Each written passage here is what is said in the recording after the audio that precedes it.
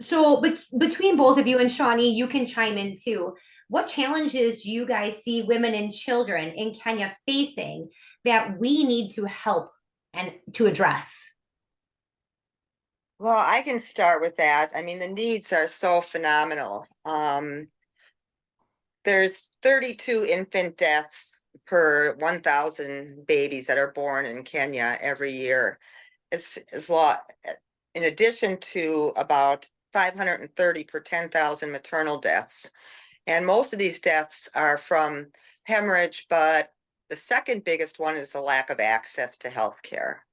So one of the main things that we're looking at Mercy's Light is the ability to provide health care to these women of the villages, not just our girls. We want to expand and bring health care to the women and babies in the villages that surround Mercy's Light. So I would say some of the biggest challenges are lack of education for these women, um, definitely inability to access medical care because the government hospital for Mercy's Light is like over an hour on dirt roads. So bringing them to Mercy's Light to get the prenatal care and the infant care that they need is really at the top of our list.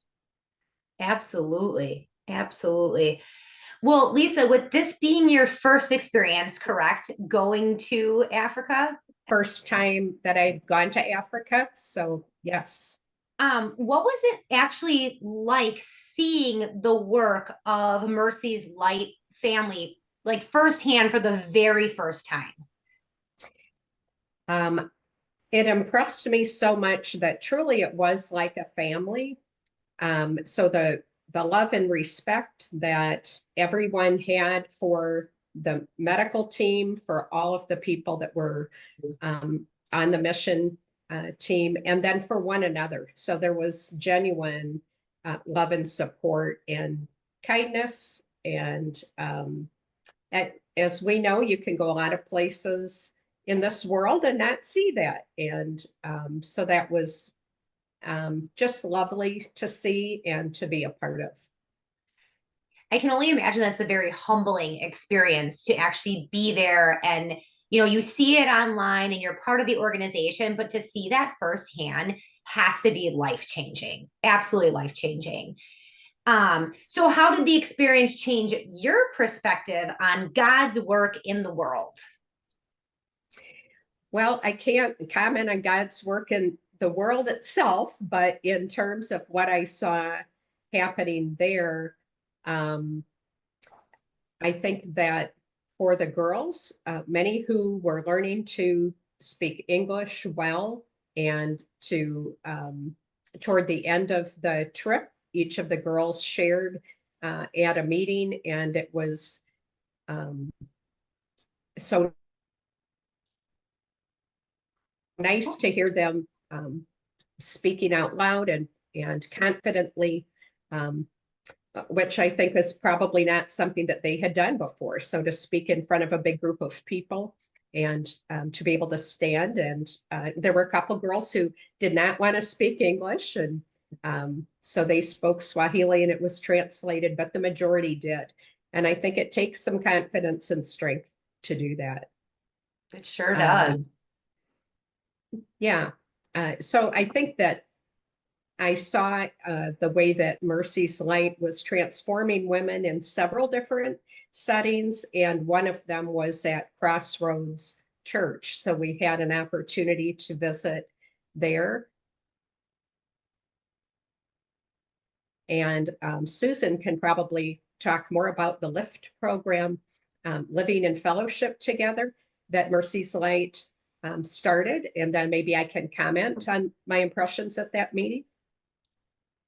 Yeah, so our LIFT program, which Lisa mentioned, is a program that we started, I think, about a year ago. And it's inviting again women from the village to the church that's close to Mercy's Light. And they learn to speak English. They are all given a Bible. And it's basically like a literacy group where they not only learn English, but they learn to write their names. They don't even know how to write their names. If they go to sign any papers or any legal documents, for instance, they have no idea how they're even reading it or what they're signing, if they even knew how to make any letters or anything. So it's been a great program. They're all excited that they can write. They're learning English. They're learning the Bible. It's just, I mean, it's growing like crazy. I mean, it started out with just a couple women, and I don't even know how many we had there, Lisa, probably 20 at least. But it's just a joyful group of women, and it's run by volunteers that are teachers in the community, and they come after work in the afternoon, and they're the ones that are actually teaching these women English and how to write. So it's a great effort of a lot of different people.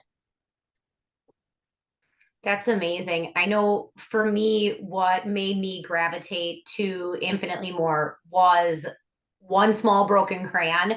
And I learned the power of that broken crayon just from here in Wisconsin.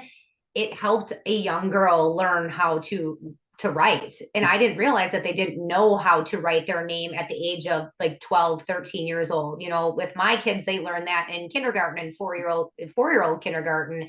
And that to me was something that was very impactful. So I completely understand what you're talking about as far as reading and writing and stuff. And our literacy program has been fantastic there.